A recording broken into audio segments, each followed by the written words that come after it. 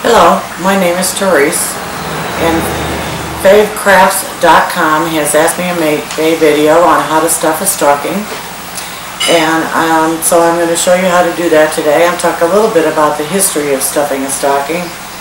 And in the mid 1800s, the idea of hanging a Christmas stocking was basically exported to a great deal and used a great deal in this country.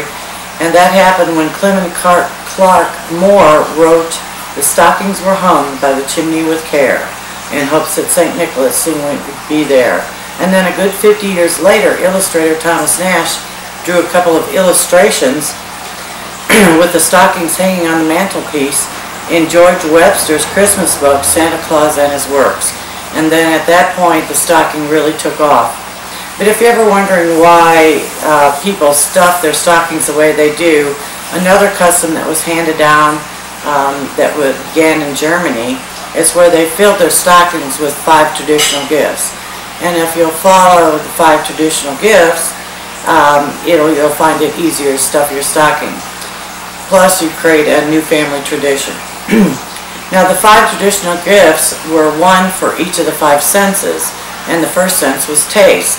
So that's why a lot of times you'll find a large orange in the toe of your stocking, or an apple. So you'll start your stocking with an orange and an apple. You'll fill the bottom of the toe and the heel with that. And then the second was sound, or something noisy. It used to be a child's toy, or rattle. My mom used in the shell nuts, makes a lot of noise, or coins. So I'll put a lot of these goodies in there as well.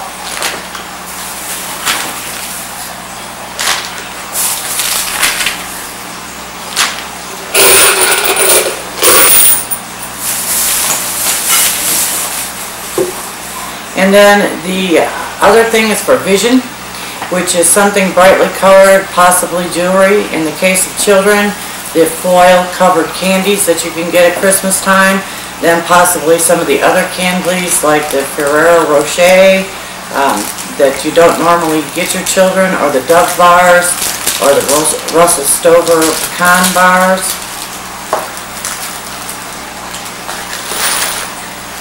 Put lots of that in there, and the kids will love it. Trying to discover what kind of goodies are in the bottom of the stocking. And then another sense is the sense of smell, and that traditionally was perfume, or it could be, in today's age, it could be cologne or a scented candle. For a child, I'm going to use this orange, this chocolate milk orange that you can get. I'm going to put that in there.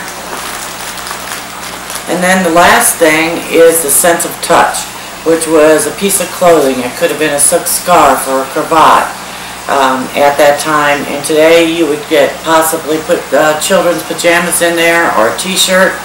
You roll your t-shirt up, or your piece of clothing. It could be a tie, it could be lingerie. If it's an adult, you put that in there, and then that t-shirt or piece of clothing gives you a great place to stuff the top of the stocking. And then you can use a candy cane. This is a large cane stick.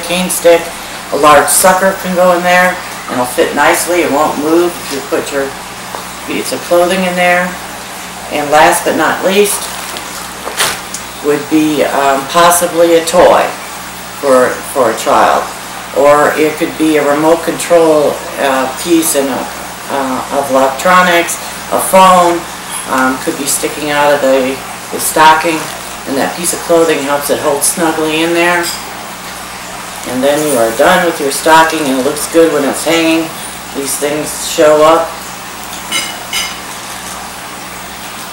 And that's how you would stuff a stocking.